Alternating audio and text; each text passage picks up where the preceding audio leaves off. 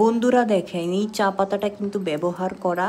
এখনই কিন্তু চা বানিয়েছি, তো চা পাতাগুলোকে রেখে দিয়েছি। এগুলোকে কিন্তু একদমই ফেলবো না, এগুলোকে রোদের মধ্যে ভালো করে শুকিয়ে গুঁড়ো করে রেখে দেব।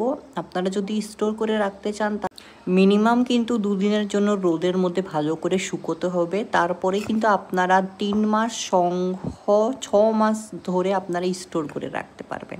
একদিন রোদের মধ্যে শুকিয়ে কিন্তু 6 মাস আর 3 মাস স্টোর করা যায় না, সেটা সঙ্গে সঙ্গেই কিন্তু ব্যবহার করতে হয়। তো এখানে আমি কিন্তু লম্বা টাইমের জন্য স্টোর করব না, কারণ এখন শীত পড়ে গেছে অলরেডি।